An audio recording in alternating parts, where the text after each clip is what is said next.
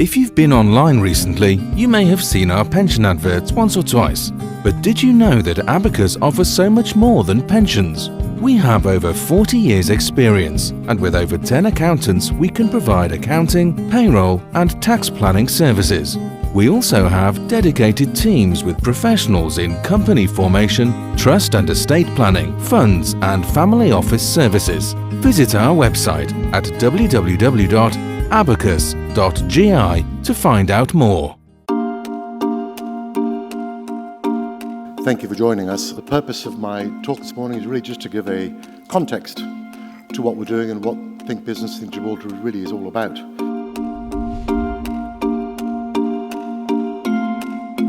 It is part of Gibraltar's growing international appeal that we welcome people travelling from so many places across the globe to share in our events.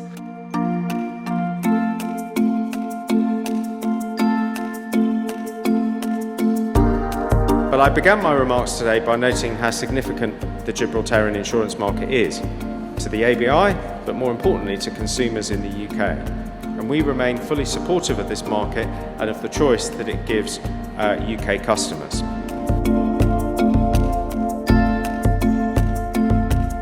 So in the context of private clients, when they're looking at a jurisdiction that is reliable, stable, safe, we think we tick those boxes quite well.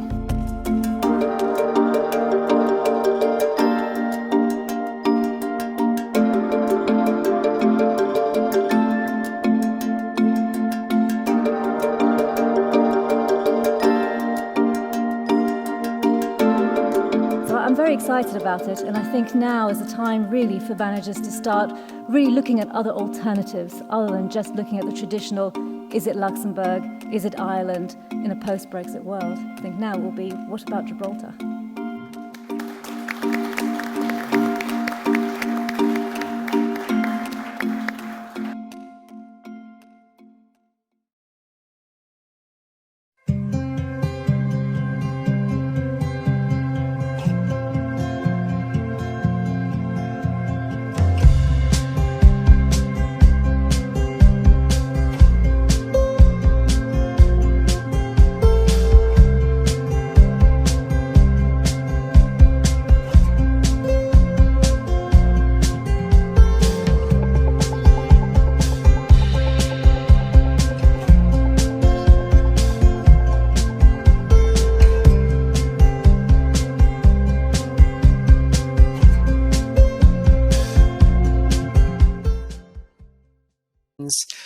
in the USA as part of Raleigh Sister Cities and in collaboration with AmCham Gibraltar. We'll do some intro comments and a few things, but the real key of tonight's event is a workshop with Lewis Sheats, who is the director of North Carolina State University Entrepreneurship Clinic. Sorry, it's a mouthful. Which we're really looking forward to. So I'll hand over to Adrian now, who will give some initial remarks, and then we'll kick things off. Hey, thanks, Mark. And thank you to all of the attendees who have logged in so far. We work through some technical challenges, making sure that we can see and hear Lewis Sheats well before we get kind of jump in. So I wanted to introduce myself. I am the executive director of the Flywheel Foundation, located in Winston-Salem, North Carolina. We work in multiple entrepreneurial ecosystems across the state. Our mission is to educate entrepreneurs, to do research on entrepreneurship, to invest in startup companies, and to build entrepreneurial ecosystems. And we do that in partnership with Flywheel Co-working. We currently have 3 co-working innovation centers with several more in the pipeline. So we'll be expanding throughout North Carolina, South Carolina, and Virginia. We execute on our mission in a few specific ways, one of which is through programming like Startup Grind. So always happy to connect with Startup Grind chapters across the world. We brought a group of 10 startups from North Carolina out to Startup Grind Global Conference out in Redwood City in the Bay Area back in February. So we could represent all of North Carolina. We've had really great response from that. We've gotten several startups have received investment because of that trip. So that's been really, really nice. We also do Techstars Startup Weekends, lots of one-off events. We work with tons of program partners across the state to do really special programming. We also run a series of early and growth stage startup courses through our learning management system, www.flywheel.courses. You can find a robust catalog of early stage courses, along with our brand new growth stage courses that are facilitated by multi-exited serial entrepreneurs like Qasim Mohsen. Our next course is being offered in January, and we're looking for growth stage founders who received Series A, Series Seed round investments. Maybe they're at 10 or 15,000 monthly recurring revenue, or they are scaling from their original founding team to their first 10, 20, 30 employees, and they need a little bit of support figuring out how to move from their current operating model to their target operating model. What does that look like, and how do you execute on that? We also run, we administer a New Ventures Startup Accelerator. So we actually just wrapped up the accelerator and had our pitches last week. We raise a fund each year to invest $50,000 into a group of early stage startups or first money in.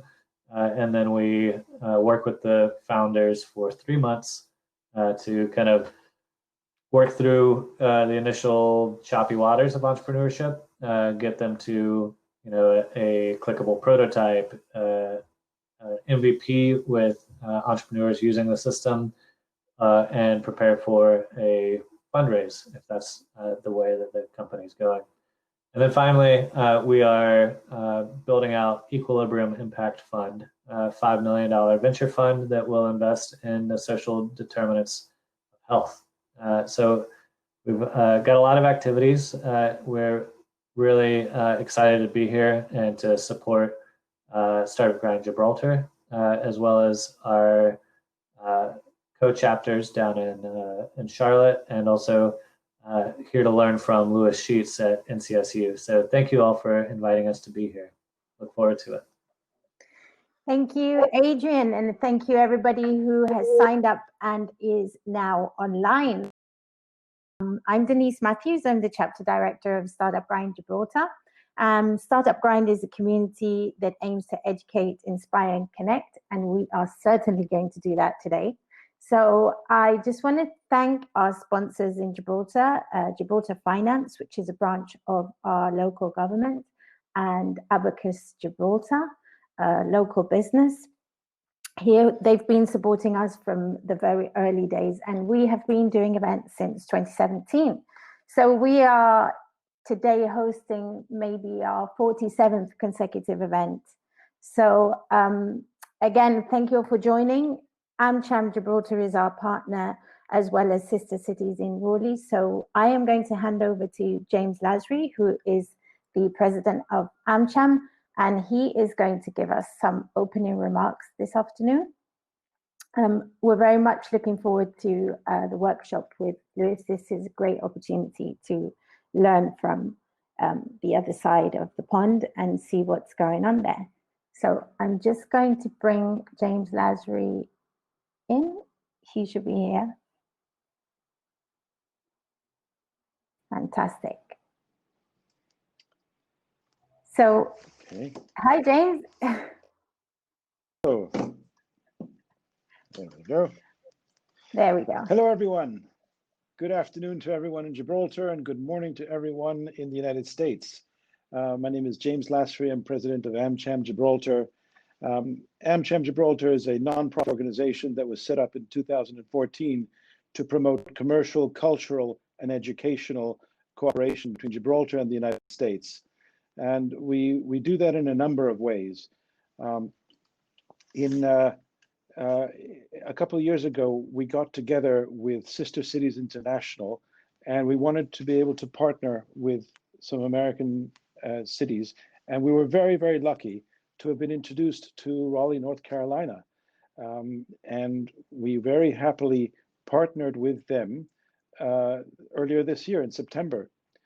So now normally for Thanksgiving, we have a whole gala event and a charity raise and everything like that. But of course, this year we can't really do that because of the health situation. So we decided to create a week of events with our new Sister Cities partner in Raleigh. And this is the first one. So we're really excited for that. So thank you very much for everyone from the Startup Grind. Thank you, Denise. Thanks, Adrian, and all the attendees. We're going to hear a fantastic talk from Louis Sheats. Louis is a serial entrepreneur, advisor, mentor, and educator. And so this as our first event in the Thanksgiving week with Raleigh. So I'm very happy to present Louis. Thank you, James. I appreciate it. Let me pull my slide deck up.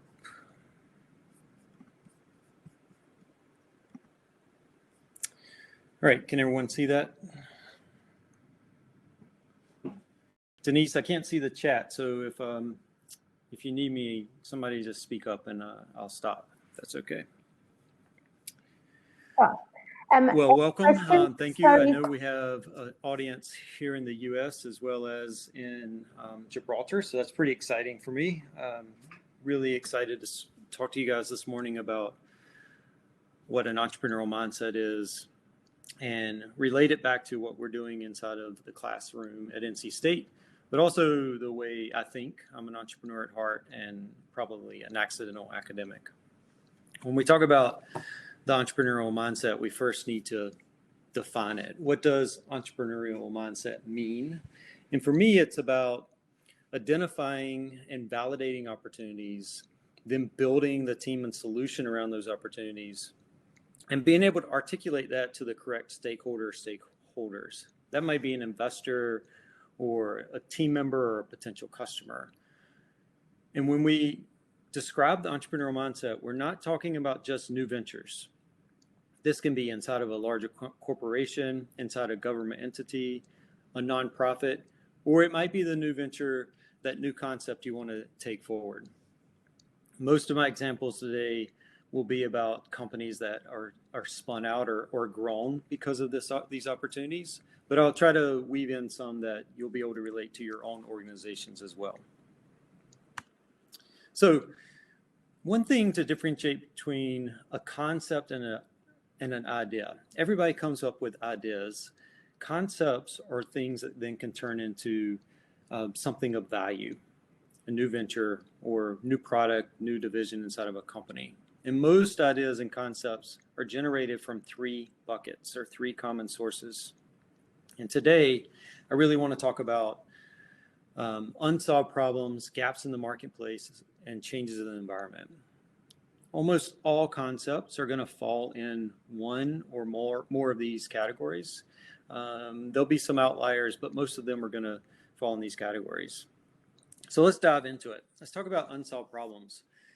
This is probably the most common correlation of entrepreneurship that most people connect to, right? Because we all talk about issues and problems that we might be facing, and then that leads to a solution. And that's common, right? When we think about problems, we're talking about those inconveniences we might have or difficulties completing a task, or oftentimes that the solution that we have is not consistent or it doesn't do exactly everything we need to do. And we create this internal bug list, if you will, things that continually bother us. And I want you to be thinking about, as we talk about unsolved problems, like what's on your bug list? What are things that continually come up that create an issue in completing a task or generating a better outcome, or isn't consistent as you try to tackle a certain objective on a daily basis, weekly basis. And I'm not talking about just inside of a business opportunity, in a business situation, but also in your personal lives. What are those things that show up on your bug list?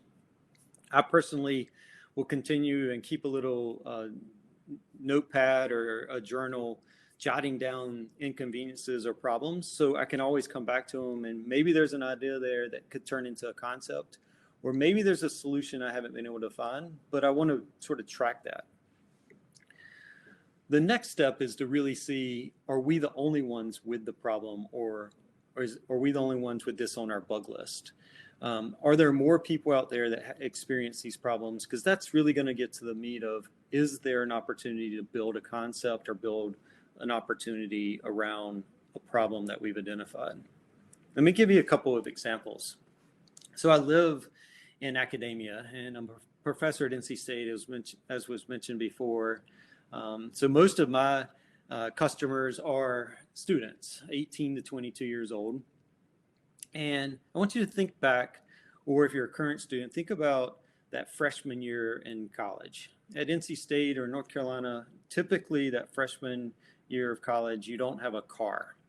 So not having a car in an environment like Raleigh, where we do rely heavily on an automobile, our public transportation system's not perfect. We don't have, we're not really connected in terms of the outer lyings of the city. So a car does come into need. Maybe you need to go to a store to pick up an item, or maybe you want to go down to the beach or to the mountains, or an all-day meeting, for example. Well, that 18 or 19-year-old that doesn't have a car on campus, that needs to do one of those objectives, that's a problem, right? So it's not that we don't have solutions for that problem. Like, we could talk through some of those. Maybe they could take a bus. That is a solution, but it's not necessarily a consistent solution. I mentioned public transportation is not the greatest, so maybe it's too inconvenient to take the bus to be able to get there on time and leave later, or that you can't pick up that large package that you want to pick up from a department store, for example. There are other solutions. Obviously, we could take a rideshare program like Uber or Lyft. That might work for some examples, but if we wanted to go to the beach, that might be cost prohibitive. Or if we wanted to go to an all-day meeting that's outside of a driving area, that might be inconvenient. But it might work in certain situations. Or another example might be, we'll just have a friend take us, maybe an upperclassman or a neighbor that has a car. That's definitely a solution, but it's not going to be a consistent solution. So if you take that same segment, think about other segments that are similar to that.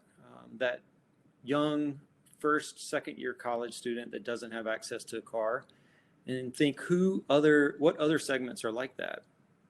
And we can start digging into those, but I can identify one. Think about urban, high density locations like Boston or New York, where having a car really isn't a necessity because of great public transportation, high density, compact region where you can get to most things. But you still might need that car for the same reasons I mentioned before. So Zipcar, and I don't think Zipcar is in Gibraltar, but Zipcar is a company that started actually in Boston to address this problem. They realized having access to a car for a short period of time was an issue, and they were going to solve it by creating a rental program and putting cars where people were so it's easy to access. So Zipcar's motto is, we're going to put 4 or 5 cars on a college campus near a dorm. You can rent it by the hour or by several hours, but you're going to return it that same day. They also recognize another problem. In the US, for example, to rent a car, it's typically required that you're over 25 years old. Well, how old are most college students? Definitely not 25 yet. They're typically in that 18 to 22 year range. So Zipcar created a model that then could rent to these this younger demographic to solve that problem they had. Solving 2 problems, creating a value prop to that consumer and that college educated or that college student that would be very much worth it to them. Let's take a look at another one. So staying in the transportation space and look at cabs.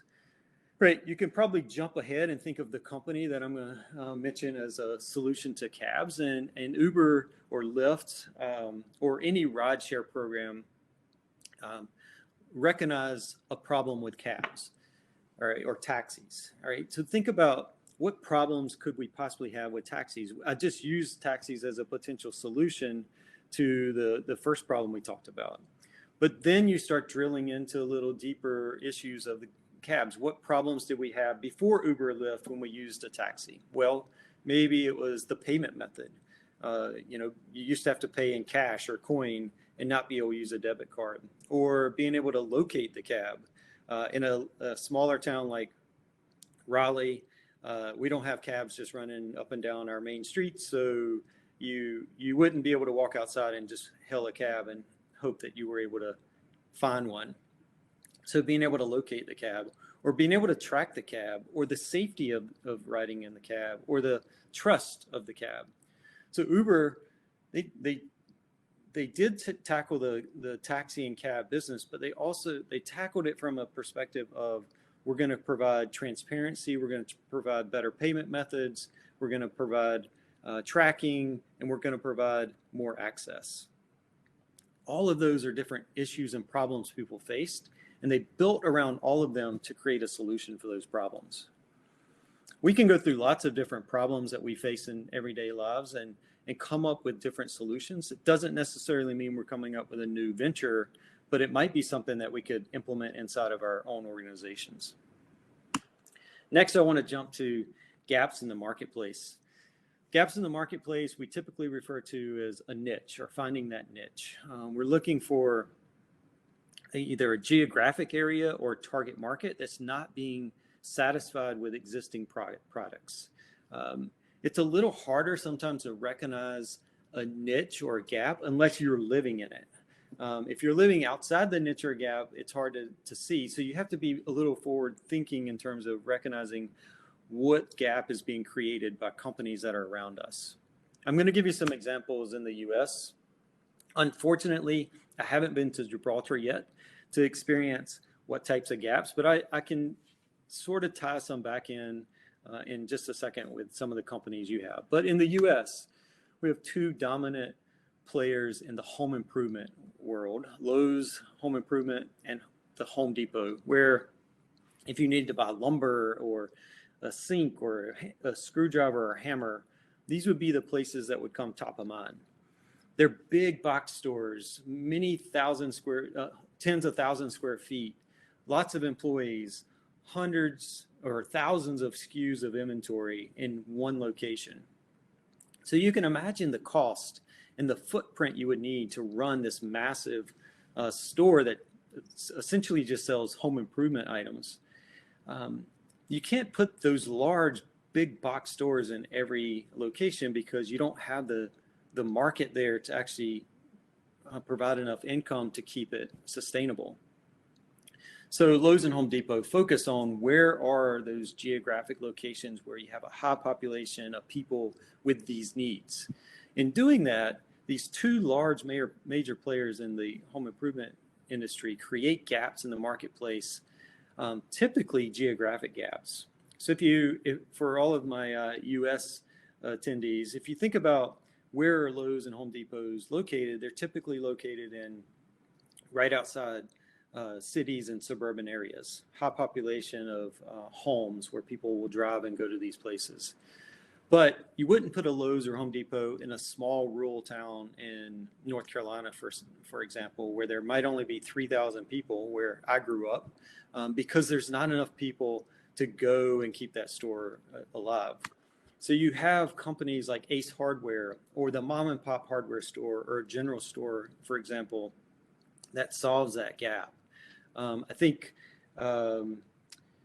there were a couple companies I looked up on in Gibraltar trying to find gaps in the marketplace. It seems like most of the hardware stores in Gibraltar are going to be built on that mom and pop, filling that gap of those areas that need that real close and convenient hardware store.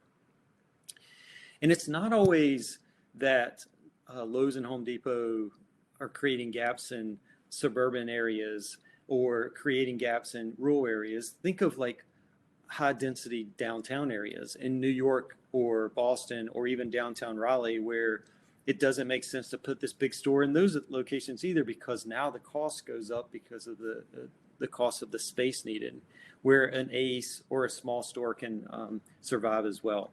So gaps are created by these large players. Another good example, most people would be familiar with Walmart or Target, where similar type model where they create a gap based on these two brands. And then they're filled with a smaller store. In the US, it's a typically Dollar General or Family Dollar type store, where smaller footprint, plug into that geographic gap, either in a rural area or a high density downtown area. Let me talk about gyms for a second. It's one of my favorite subjects when we talk about gaps in marketplace. Everybody's familiar with gyms. And even though these brands that I'll talk about may not be familiar in Gibraltar, you can still probably relate. So I'll give you one brand. Planet Fitness in the US targets younger, smaller amounts of disposable income constituents. So they really are targeting college students typically. They base this model on charging $9.99 a month or $19.99 a month. And it's pretty no frills, just an easy gym, and build these near college campuses or in locations where a lot of young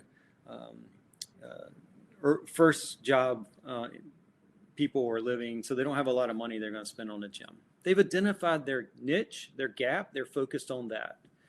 On the other end, you might have a gym like Gold's Gym that a little higher price, but really focused on heavy weightlifting, bodybuilding, really into muscle building, right? Two different target markets, different price, different offerings, but another niche. Or in the US, the YMCA, where they focus on families, right? They're focused on the entire family, the mom, the dad, the kids. They build programs around that.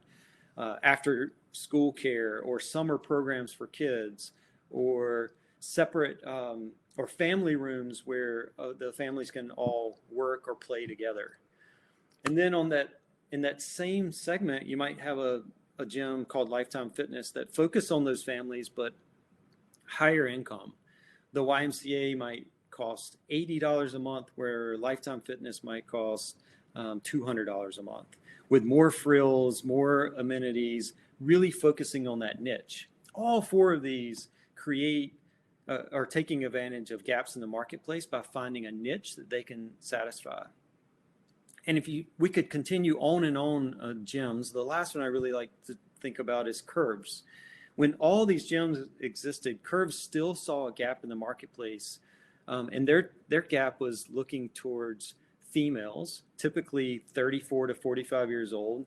They in that stage of life where they've had a baby, they're typically married, they're busy. So Curves built their entire model on that target market that was not being addressed by all these other gyms. They put their locations in shopping centers near grocery stores. They cover the windows so there's a safe and non-judgment area for them to work out. They have daycares in them. They build their programs knowing that females and moms are going to take advantage of this. All of these are examples of finding a niche or a gap in the marketplace. In Gibraltar, I looked at like major companies, and you've definitely got some interesting sectors in Gibraltar, in fintech, gaming. Think about who are the major players in fintech or in gaming, and what gaps are they creating? It might be a segment that they're not focused on, or a region of the world that they're not focused on that a gap is being created. The next category we look at are changes in the environment. And we talk about changes in the environment, we're really looking at these four components: political and regulatory changes, economic, social, and technology changes. And I'm going to give you some examples of each. So on the political and regulatory changes, I'll give you one in the US and then I'll come back to one in Gibraltar. But in 2005, North Carolina passed a law called Pop the Cap law. Before 2005, you could brew beer in North Carolina. It was legal, but you could not brew beer that had an alcohol content above 6%. So think, really light lagers like Bud Light, Budweiser, Miller Lite, the traditional sort of all-American type beer. Well, before 2005, there were about 10 to 11 breweries in North Carolina. After 2005, the Pop the Cap law changed, political and regulatory change was that breweries could brew beer with an alcohol content up to 15%. That really changed the landscape because now breweries could brew a beer at a higher octane and then sell it for a higher price. Changed the perception of the customers. And now today in North Carolina, we have over 300 breweries, microbreweries in the state. In Gibraltar, there's a couple political and regulatory changes that I was able to find that were pretty noticeable. In 2001, Gibraltar was the first to offer a protected sale companies legislation, which before 2001, there were about 13 licensed insurers in Gibraltar. Today, there's about 45. It's 5 billion pounds of premiums that were generated because of that change in political and regulatory. Also in 2018, the distributed ledger technology legislation, huge change in political and regulatory change. And you saw those fintech companies then move to Gibraltar or set up shop in Gibraltar based on that political and regulatory change. What other changes might be out there that create an opportunity for a new venture or a new product or new service? The next category would be an economic change. When we talk about economic changes, we're talking about tax structures, the value of currency, inflation, those types of things. In the U.S., across the world, the cost of money is at its lowest it's ever been. Interest rates in the U.S. are near zero, and that leads to different companies selling mortgages, finances, the home building industry, are all being affected, creating opportunities for that. In Gibraltar, an easy one is the tax advantages that led to the investment fund managers, and also some of the online gaming that is really prominent in Gibraltar as well. And then the next one would be our social changes, how we interact with each other. TikTok is, it's been highly touted in the news in the U.S. For several reasons, but it's really a concept that definitely is taking advantage of several different things, but the social change is one of them. How do we communicate, or at least their target market? How do they communicate? How are they comfortable communicating in these short snippets of information and videos? In Gibraltar, a great example is our social changes revolving around COVID and how we have had to go online. In a pre-COVID or post-COVID, I would hope to be in Gibraltar giving this presentation, but because of that, we're giving it over in a virtual setting. But think about how that's changed online gaming, for example, and being able to access and create engagement because of our social changes. And then the last one would be technology. And I'll go through an example. I like telling this story. I'm hoping it resonates with my audience in Gibraltar, but we're going to run through it. And I want you to think, when I was a young kid in the 1980s, Van Halen, which was a popular band, I'm assuming that was in Gibraltar. I've been across the world, and most American music makes it across the world. So I'm assuming Van Halen made it to Gibraltar, and Van Halen dropped a great album, or at the time called OU812. All right, so imagine young kid, teenager that wants to listen to this new album that comes out. What was the process for me to do that? So first, I wasn't going to be able to listen to it on an album. We were going to be listening to it on a tape or a cassette tape. So you got to think about, all right, what changes in technologies happened there? But let's go from the tape deck. How was I going to get the tape deck? So I just dropped earlier that I grew up in a small town in North Carolina. So for me to get that tape of OU 812, I'm going to have to get somebody to drive me. So it's most likely I got my grandparents to drive me to get that tape. And we lived about probably 20 minutes from the closest tape store that I could buy a tape from. So convincing my grandma to take me, 20-minute ride, and then we get to somewhere like this, right? This tape store with hundreds and hundreds of tapes, cassette tapes of music, right? And then when you get in that store, you come across this, and now you've got to go through and find this Van Halen OU 812 cassette tape that I want. Now, it's not going to be that difficult. These are in alphabetical order, but you got to find it, you got to get it, and then I've got to go pay for it. Now, when I was a young kid before, wanting this OU 812 Van Halen cassette, I didn't have a debit card or a credit card, so I had to pay with cash, right? So now I've got to physically engage with the cassette store, with the teller that's working in the store, and pay for that cassette tape. And then I've got it, right? I paid for it. I've gone through this process. I got to listen to it. Well, I can't just listen to it there, right? I actually need a device. And back then it would have been what we called a boombox or a big music player that I'd put that cassette tape in. I wasn't going to be able to do it in my grandmother's car. They didn't have a cassette tape. So now, I spent 20 minutes getting there. I'm going to spend 20, 30 minutes in the cassette store. And that doesn't include anything else we had to do when we make this 20-minute trip. And then I've got another 20-minute trip home. So at minimum, I've got an hour to be able, before I can listen to this great tape that I wanted to listen to, right? So think about all the things in technology that has changed in that story, right? We no longer listen to music on a cassette tape. We no longer have to go to a store to purchase that cassette tape. I don't have to use cash to purchase that cassette tape. Another thing that happened, if I'd got that cassette tape and I wanted to listen to the third song, if you're of my age, you remember how difficult it was to actually get to that third song.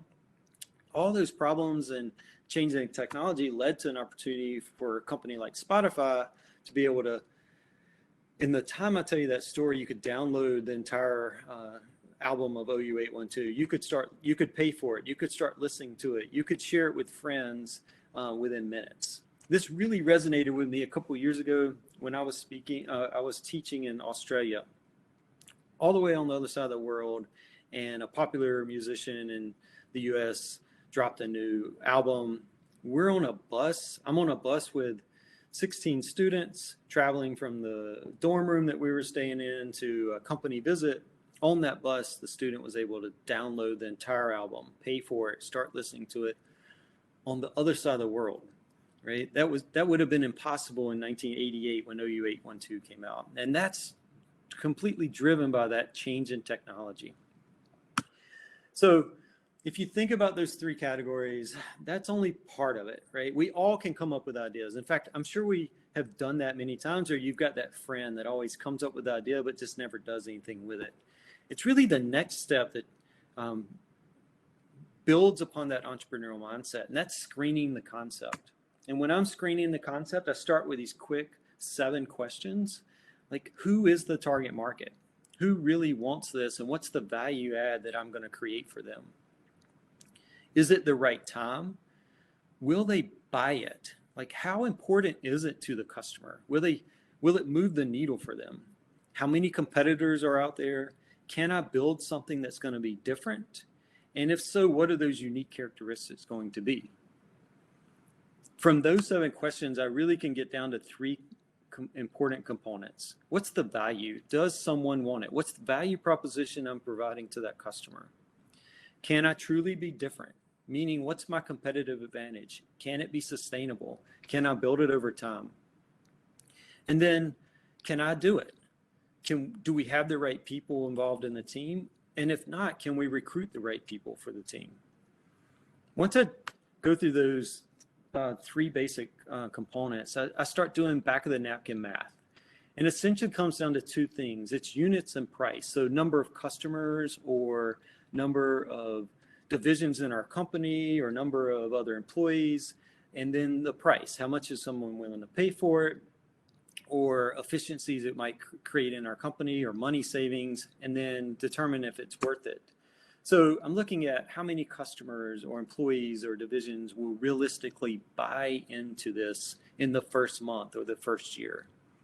What's the reasonable selling price, or what's the reasonable efficiencies I can create inside the company? What's the expected cost?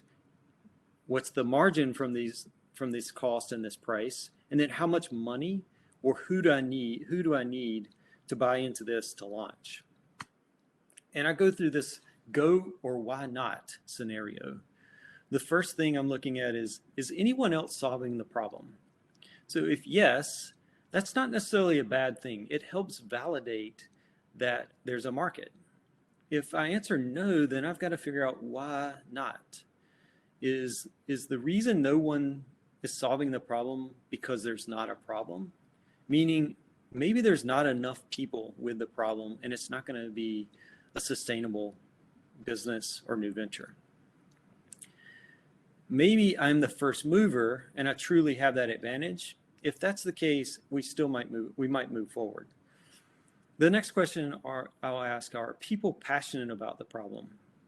If yes, that's a great thing. If people are passionate about a problem or solution, that means they'll line up for it. They'll pay for it. They'll be ambassadors for you. If not, I've got to figure out why not. Have I missed the problem, or am I not creating the right solution? And can I change that to tweak that to do so? Next, I'm looking at, am I creating a substantial value add? Are we really moving the needle? Are we really making enough change for people to change their habits? Are we making enough of a difference that they'll switch? Are we overcoming switching costs, whether they be financial switching costs, mental or physical switching costs for them?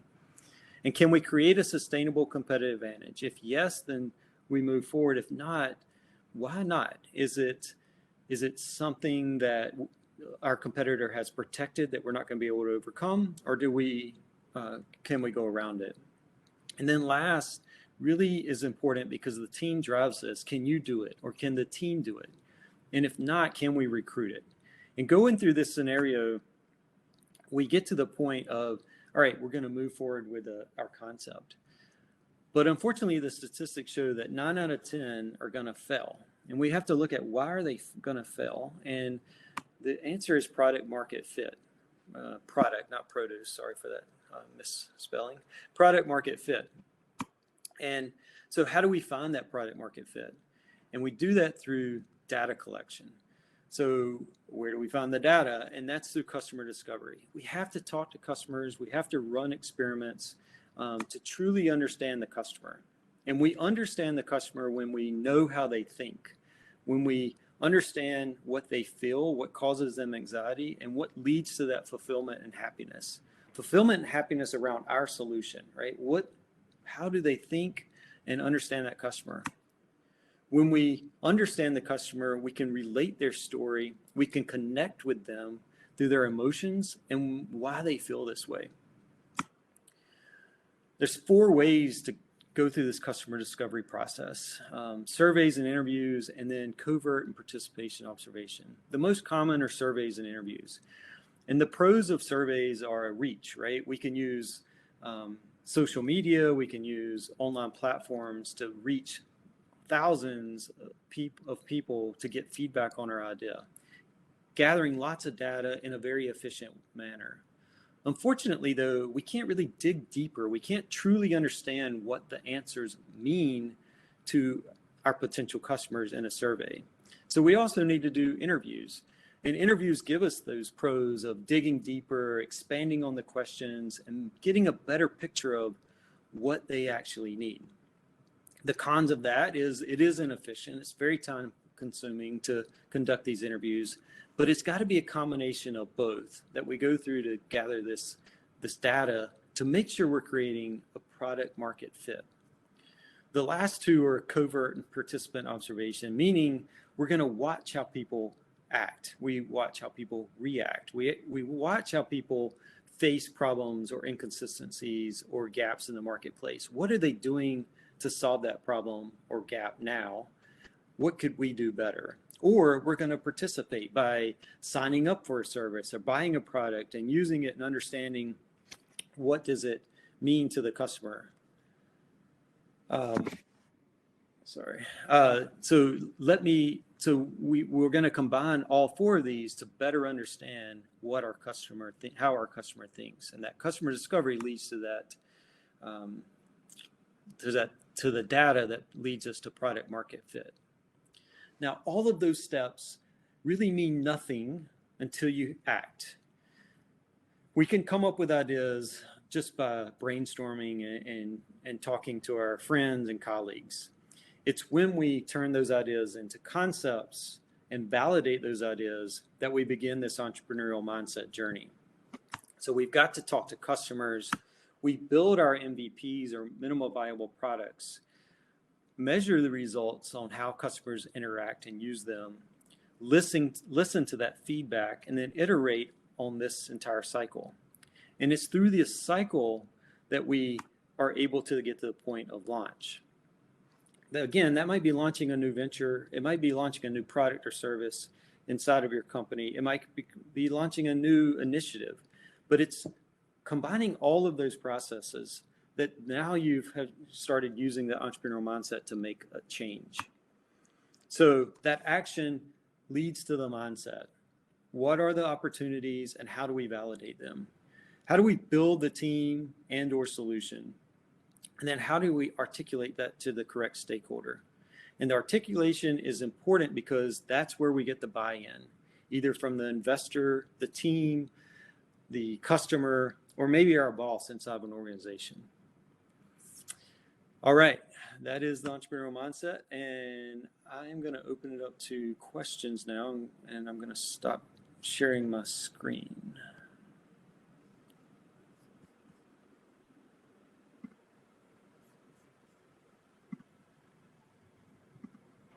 All right. So if you have any questions you want to drop into the chat, or I guess we have to drop in the chat based on the platform. So Lewis, just want to say that was super enjoyable. Thank you so much. There are no questions just yet, but while people get their questions into the chat, I just wanted to thank you for actually the great research you've done, because the examples that are given from the Gibraltar perspective were really spot on. I just wanted to ask you, in terms of researching before you create an actual business model, you've talked about the surveys and the interview, but how important is it to research an environmental factor and the community factor before you actually think about your business model? Yeah, so it's key that you start with the customer discovery.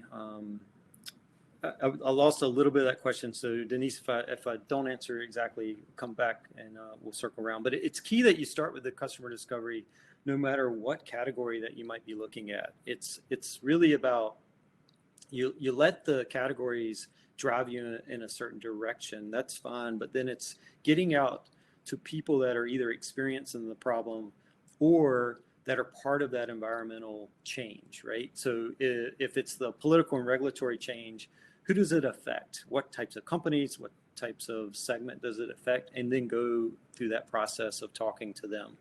If it's a social change, who is part of that change, right? If you think about TikTok, for example, there's a specific demographic of who they are targeting. You can start by looking at that age demographic or access to the technology that they have and use that to drive that early customer discovery. Cool. So we're starting to get the questions. We're going to jump right into those. Okay. We have Cody here, and he is asking if you could tell us briefly about the Centennial campus at NCSU. Sure. Yeah, Centennial campus is a fantastic place. To give perspective of our entire campus, NC State was started in 1887. So we have our original main campus in downtown Raleigh, or right on the edge of downtown Raleigh in North Carolina. In the late 70s and early 80s, there was a movement to build a new campus right beside our main campus called Centennial Campus that was ahead of its time in terms of engagement with industry. So on Centennial Campus, we have classrooms and labs, as well as living, dorms, apartments, and industry.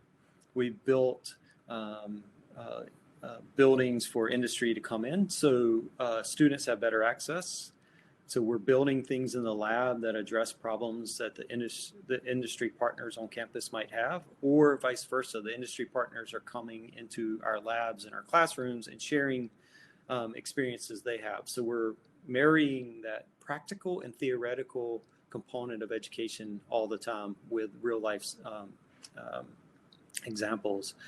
Centennial continues to grow. It's amazing. When I was a student at NC State, it was a lot of mud, and now it's a lot of brick and a lot of great buildings and people.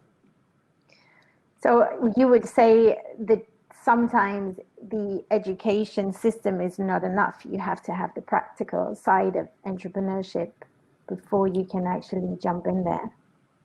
Yeah, I think it's important to have both, right? You have to have the theoretical components and the academic side, but it's the practical component that really moves the needle and moves students or lifelong learners forward. It's a combination for sure. Sounds great. So we have a question from Poole. He is asking, what is the biggest single reason why startups fail? Yeah, it's a great question. So it goes back to that product market fit.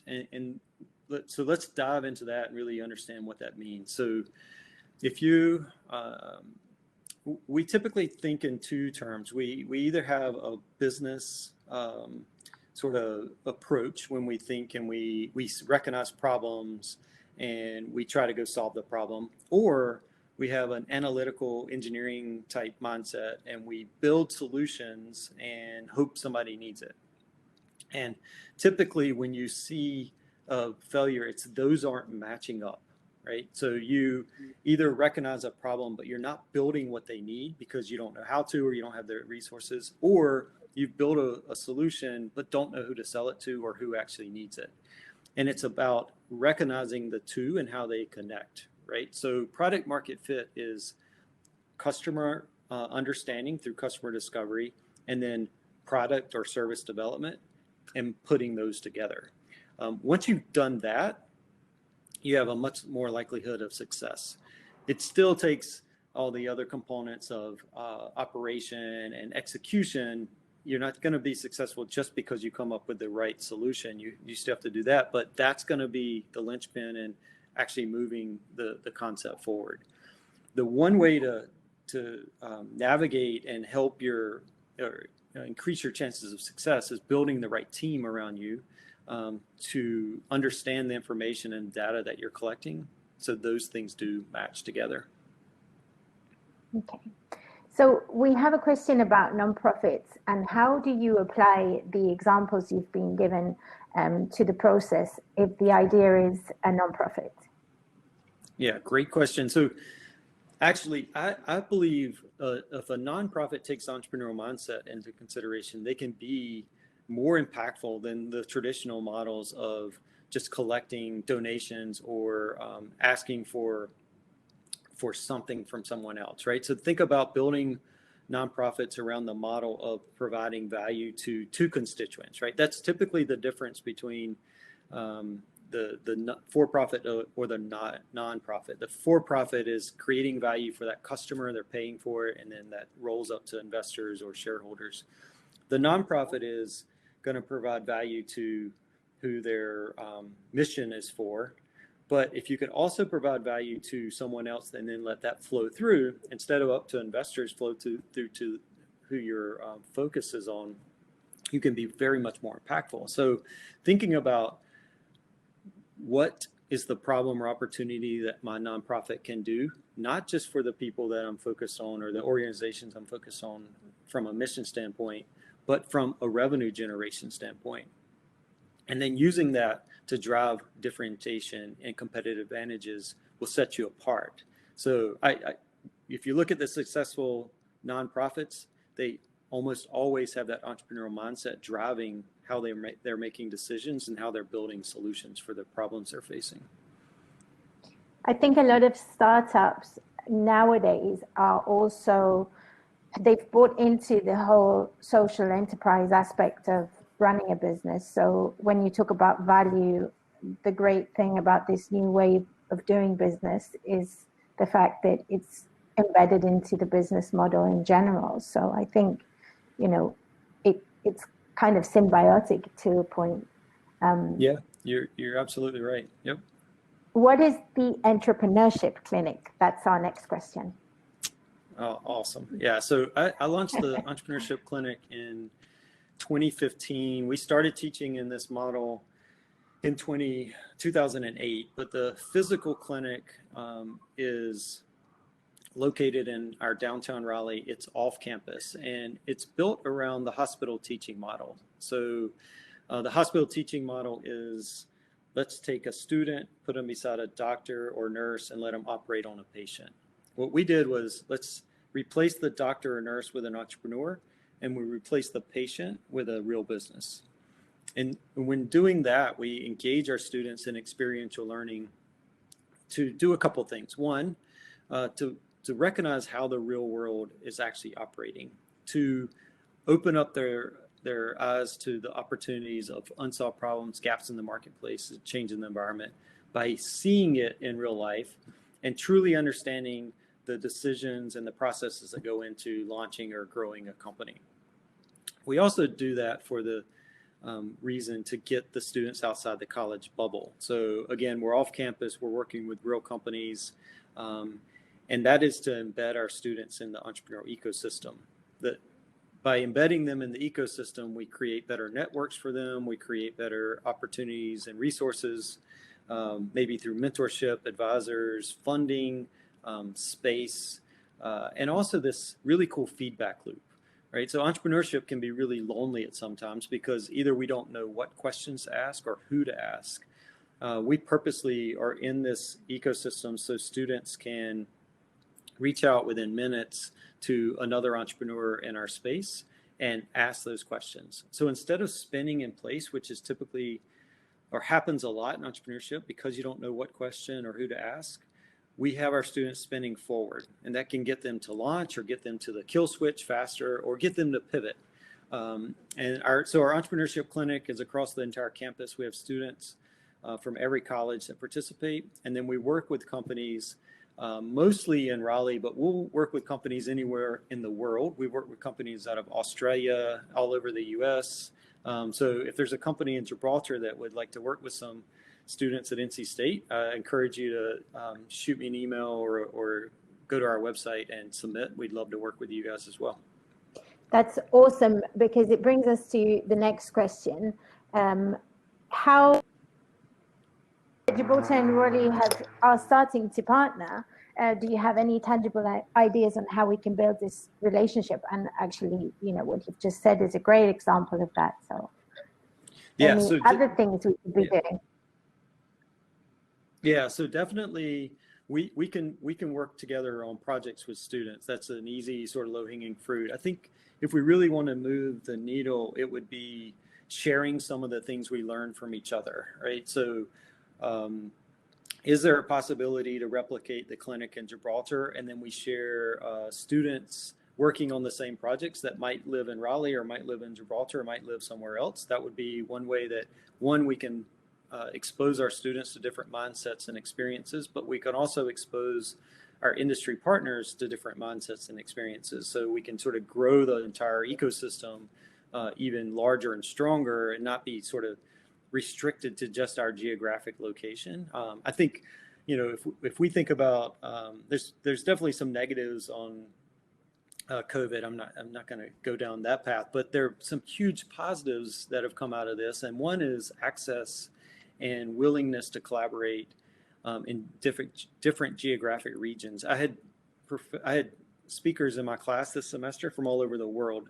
that I never could have done in the past because it just wasn't a norm for us to get on a Zoom or a Brevi or a Bevy or a GoToMeeting type environment with all the students at one time. And now it is more accepted. So I think collaboration is a wide open book for Raleigh and Gibraltar at this stage. Yeah, I mean, I would have to agree that, you know, as much as we are all under a lot of pressure due to the situation, there are so many positives that have come out of this. One of them is this afternoon, morning. Again, this collaboration in itself is a result of that, and the fact that we're connected, and we've had the pleasure of having you share your experiences and your knowledge with us. So Andrew's asking, what are the challenges or things to be mindful of around keeping that entrepreneurial mindset going once you have launched? And he also says, P.S. thanks for the talk. Thanks, Andrew. Yeah, once you recognize what the entrepreneurial mindset is, it's hard to turn it off. It actually might be a distraction sometimes. For me, it's I'm always seeing those opportunities, and you have to sort of put a buffer, right? What you don't want to do is just start chasing every shiny object you see. So it's more about how do you manage it versus how do you lose it once you really start practicing it. So what I do is encourage you to be thinking about those three buckets essentially, and then every business you see, what are they doing? What problem are they solving? Are they filling a gap? Are they taking advantage of a change in the environment? And then really analyzing that. You can do that on a very shallow level, or you can go really deep into it and talk to managers or CEOs of those companies or entrepreneurs that are running those companies. And then once that starts to kick in, it'll be constant. It's just a matter of practice, right? It is a skill set that you can learn. Once you learn it, you can use it for the rest of your life. Cool. So I think we're going to wrap up with any books around entrepreneurship that you would recommend. This is a question from Julius. And then we're going to, I think, finish the session just about on time. Yeah, that's books are hard. I do read a lot, but I have a terrible memory on what books I've read lately because I read so much. I'll give you a couple that I think are great. One that helped me in my early journey was the E-Myth Revisited. It's got to be 30 some years old now. It's a very simple book, but it gives you that mindset of the entrepreneur and the different not the entrepreneurial mindset, but the way an entrepreneur typically thinks. So that's an interesting book that still holds relevance even 30 years later. The Business Model Canvas, I think that's the title of the book. Disciplined Entrepreneurship. If you're looking for like a textbook type book, it's not a textbook, but it's more along those lines. Written by a professor at MIT. It's a fantastic book. And then I'm drawing a blank on my third one. I'll share a list of books with you, Denise, that you can share with the group. Okay. Yeah, I could do that. Fantastic. So I think we're going to wrap up. We've come to the end of the talk and the questions. Just quickly say thanks so much, Lewis, for joining us today. It's been a really, really great session. It was really fun to have that sort of input from a different perspective. Very refreshing and nice to hear someone new. Hopefully, we'll be able to do more sessions with you. We look forward to the partnership with Gibraltar. So thanks everybody who's joined the session today. We look forward to seeing you at any of our next sessions. Thanks to our sponsors and partners, and we will see you next month. Take care. Denise. Yep. Thank you, everyone.